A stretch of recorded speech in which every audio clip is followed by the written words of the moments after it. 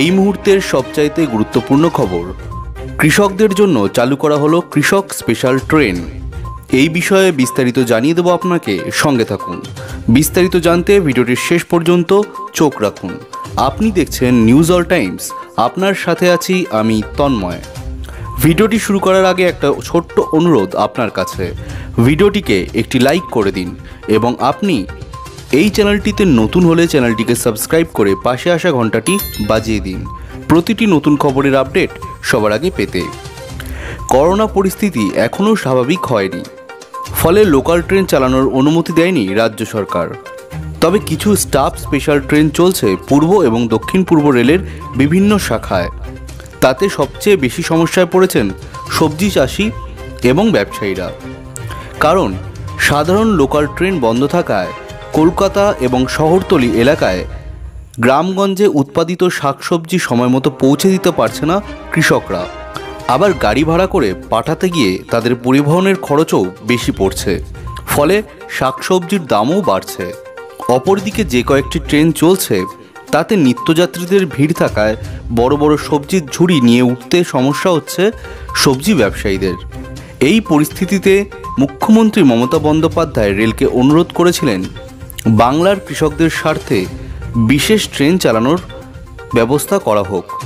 সেই অনুরোধ মেনে নিয়ে 2 জোড়া কৃষক স্পেশাল লোকাল ট্রেন চালু করেছে পূর্ব রেল।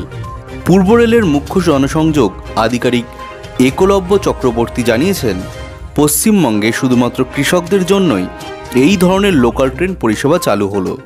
তিনি আরও জানিয়েছেন, কোনো ট্রেন কাটছাট করে নয়, অতিরিক্ত 2টি ট্রেন চালাচ্ছে পূর্ব রেল।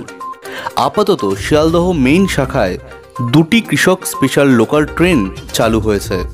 প্রথমটি ভোর 3টে নাগাদ নদিয়ার গেদে স্টেশন থেকে ছেড়ে রানাঘাট হয়ে শিয়ালদহ পৌঁছাচ্ছে সকাল 5:46। তাতে মূলত সবজি কলকাতার বাজারে পাঠাতে পারছেন কৃষকরা। পরবর্তী ট্রেনটি চলছে 10টা নাগাদ, শিয়ালদহ থেকে ছেড়ে যাচ্ছে, শান্তিপুর পৌঁছে যাচ্ছে। পথে কোনো স্টেশন দাঁড়ায় না ট্রেনটি।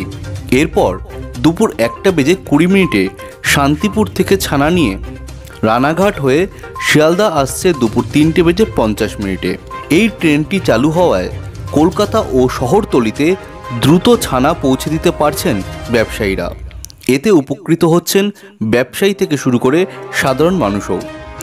9 কামরা বিশিষ্ট এই কৃষক স্পেশাল ট্রেনে থাকছে মোট 4টি ভ্যান্ডার কামরা। এই ট্রেনে সাধারণ টিকিটের পাশাপাশি মাসিক ভ্যান্ডার টিকিটও কেটে উঠতে পারবেন ব্যবসায়ীরা। এখনকার খবর এই পর্যন্তই। পরবর্তী খবরের আপডেট পেতে সঙ্গে থাকুন এই চ্যানেলটির। ধন্যবাদ।